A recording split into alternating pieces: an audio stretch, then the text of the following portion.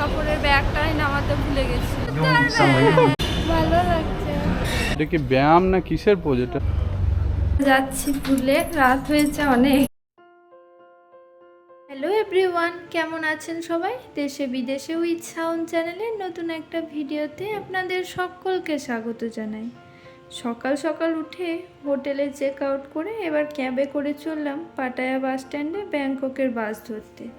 Bus stop চলে এসেছি, আমরা টিকিটও কেটে নিয়েছি। এখন বাজে হচ্ছে 9:10 আর আমরা 10টার টিকিট পেলাম।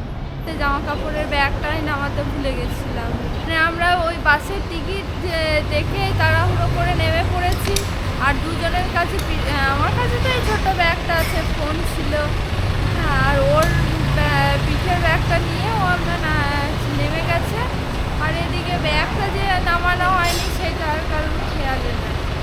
তারপরে আবার যাই হোক, ক্যাব ড্রাইভার ভালো দিয়েছে, নামিয়ে আবার দিল। তখন দেখছি আমাদের তো ব্যাগ নামানো হয়নি, মানে ব্যাগটা ভুলে গেলে কি যে বিপদ হতো, একটা জামা কাপড় আমাদের থাকতো না। ওখানে বসারও জায়গা আছে, দেখি আমরা জায়গা পাবো কিনা। ফাঁকায় বসে না থেকে বাস স্ট্যান্ডের এই দোকানগুলো একটু ঘুরে দেখি। সামনেই দেখছি এবার বউ ক্লিপ বিক্রি হচ্ছে, আর 25 বার দাম দেখে আমিও একটা কিনে নিলাম। অবশেষে আমাদের পাটায়া সফর শেষ। Bye bye Pattaya. এই ব্যাংকক ঢুকছি, এত জ্যাম, 2.5 ঘন্টা লাগলো। Welcome to Bangkok. হোটেল যাওয়ার বাস ধরতে 8 ঘন্টা দাঁড়ানোর পর যদিও বা বাস পেলাম, রাস্তায় এত জ্যাম, বাস এগোতেই পারছে না। পৌঁছাতে যে কটা হবে আর আজ যে শেষ অবধি কি দেখে উঠতে পারবো কে জানে বাবা। নামতেই একটা বেঁচে গেল, আর খিদেও পেয়ে গেছে। তো হোটেলের কাছে একটা ভারতীয় রেস্টুরেন্ট আছে, আগে খেয়ে নিই তারপর হোটেলে ঢুকবো। হোটেলে চলে এসেছি। হোটেলটা বেশ ভালোই লাগছে, হোটেলটা খুব সুন্দর। জানি না রুমগুলো এখন যেয়ে দেখা যায়, তবে ঢুকেই রিসেপশনটা দেখছি বেশ সুন্দর। চারিদিকে প্রচুর সোফা টোফা পাতা আছে, সাইডে বসে যাবে। এই তো রেডি হয়ে আমরা বেরিয়ে পড়েছি, এখন মেট্রো স্টেশনে ঢুকছি। প্রথমে তো ভেবেছিলাম ক্যাবে করে গ্র্যান্ড প্যালেস যাব, কিন্তু ওখানে 3:30 অবধি টিকিট পাওয়া যায়, আর ম্যাপে দেখাচ্ছে ক্যাবে যেতে আমাদের 3:45 হয়ে যাবে। তাই কিছুটা প্ল্যান চেঞ্জ করে এবার চললাম বিখ্যাত থাই ম্যাসাজের উৎসস্থান ওয়াট ফো মন্দির দেখতে। যাই হোক, স্টেশনটার দেওয়ালে সিঁড়িতে সব ছবি আঁকা, দেখতে খুব সুন্দর লাগছে। কিন্তু নেমে পড়েছি মেট্রো থেকে। পার হেড 300 বাট, মানে ভারতীয় টাকায় প্রায় 700 টাকা করে টিকিট কেটে ঢুকে পড়লাম মন্দিরে। থাইল্যান্ডে তো এখনও রাজতন্ত্র আছে, আর এই রাজবংশের সবচেয়ে গুরুত্বপূর্ণ মন্দিরই হলো এটা। চলে এসেছি রিক্লাইনিং বুদ্ধা।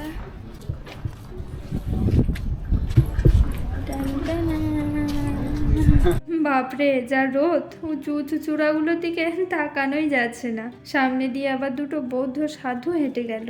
পুরো মন্দির চত্বরটা জুড়ে ছোট বড় অনেক স্তূপ রয়েছে, রং বেরঙের টাইলস দিয়ে তৈরি। এই স্তূপগুলো সূর্যের আলোতে একেবারে ঝকঝক করছে। বিশ্ববিখ্যাত থাই ম্যাসাজ যে এই মন্দির থেকেই শুরু হয়েছিল সে তো আগেই বললাম, তবে মজার ব্যাপার হলো এখানে কিন্তু এখনও ট্র্যাডিশনাল থাই ম্যাসাজ শেখানো হয়, আর সে বিষয়ে একটা মিউজিয়ামও রয়েছে এখানে। এখন সেটাই আমরা ঘুরে দেখছি। নাম না কিসের পোজ এটা? যেমন হচ্ছে যোগ ব্যায়ামের পোজের মতো। পুরো মন্দির চত্বরে বুদ্ধদেবের অসংখ্য ছোট্ট ছোট্ট মূর্তি ছাড়াও 3টে বড় মূর্তি আছে। এর মধ্যে প্রথম মন্দিরে কুণ্ডলী পাখানো সাপের ওপর বুদ্ধদেব বসে আছেন, মাথার ওপরের সাপটা শেষ নাগের মতোই লাগছে। এরপর দ্বিতীয় মন্দিরে এসে সোনা আর পিতলের তৈরি বুদ্ধদেবের অপূর্ব মূর্তির সামনে বসে দেওয়াল আর ছাদের সুন্দর কারুকার্যগুলো দেখছি। সব শেষে চলে এলাম রিক্লাইনিং বুদ্ধ মন্দিরে। বুদ্ধদেবের শুয়ে থাকা 46 মিটার লম্বা আর 15 ফুট উঁচু এই মূর্তিটা থাইল্যান্ডের সবচেয়ে বড় বুদ্ধ মূর্তিগুলোর মধ্যে অন্যতম। ভালো লাগছে। লোকে টাকা দিয়ে কয়েন নিছে আর প্রত্যেকটা এই পাত্রে ভিক্ষা দিচ্ছে, এই হচ্ছে তাদের সঞ্চয়। বিশাল মন্দির চত্বর ঘুরতে প্রায় 2 ঘন্টা সময় লেগে গেল, আর সময় এখন প্রায় ওই বিকেল 5টা। এবার মন্দির থেকে বেরিয়ে পড়ি। 2 মিনিট হেঁটে খেয়াঘাট, আর এখানে জনপ্রতি 5 ভাট মানে ভারতীয় টাকায় প্রায় 12 টাকা করে টিকিট কেটে নৌকায় চেপে পড়ি এবার। কোথায় যাচ্ছেন? ওই মন্দিরটাতে।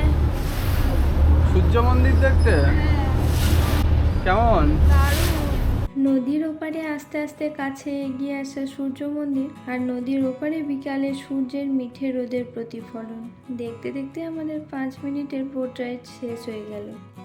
100 ভাট মানে ভারতীয় টাকায় 250 টাকার টিকিট কেটে ঢুকে পড়লাম ওয়াটার রুমে। হিন্দু দেবতা অরুণ বা সূর্যের নামে নিবেদিত এই মন্দির, তাই একে সূর্য মন্দিরও বলাই চলে। এই যে সব মানে একটু ওই টাইলসের ব্যাপার নয়? অনেকটা ওই রকমই, কিন্তু এটা বোধহয় আরো পুরনো হ্যাঁ, আরো একটু চকা চকা হয়ে গেছে। ধাপগুলো দেখো মানে ধরে আছে সব মানুষের হাতে করে এইরকম ভাবে, মানে মানুষ বা যক্ষ বা যাই হোক। মন্দিরের ওপরে ওঠার মুখেই দেখছি অনেক টুরিস্টই থাইল্যান্ডের ট্র্যাডিশনাল পোশাক আর একটা করে হাতে ছাতা নিয়ে ফটো শুট করছে। যাই হোক, এবার আমরা উপরে উঠি। খুব খারাপ, একবারে ভগবানের কাছে পৌঁছানোর মন্দির, সাবধানে না এলে ডাইরেক্ট গড। একটু হাওয়াতে বসেছি, অনেকক্ষণ ধরে হাঁটাহাঁটি করছি তো একটু ক্লান্ত। আর জায়গাটা দেখা, সামনে কেমন জায়গা। দূর থেকে ভেবেছিলাম ওই ওপর অবধি ওঠা যাবে, এখানে এসে দেখছি দ্বিতীয় স্তরে আর উঠতে দিচ্ছে না। যাকগে, কি আর করা যাবে। নদীতে সূর্যাস্ত দেখতে দেখতে চোখ পড়ল এই স্তম্ভটার মধ্যে সূর্যদেবের বাহন ঘোড়াগুলোকে। সাবধানে নেমে আসুন, পড়ে গেলে পরিণতি খারাপ।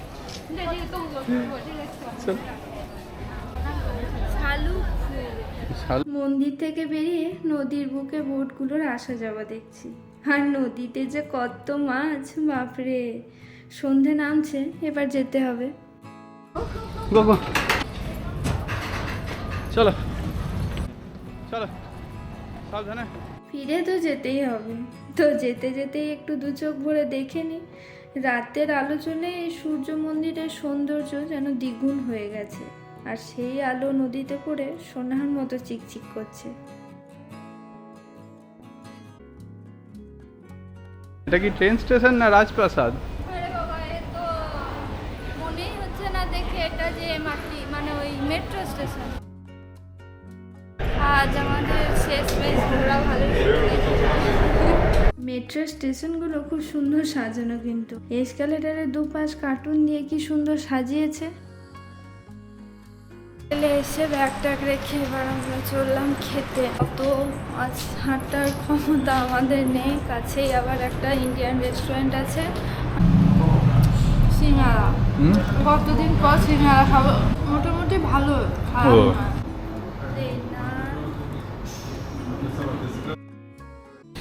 এবার আমরা যাচ্ছি পুলে, রাত হয়েছে অনেক, তাও আজকেই যাব। আমরা চলে এসেছি পুলে, এখন আমরা কোল্ড ড্রিঙ্ক খাবো।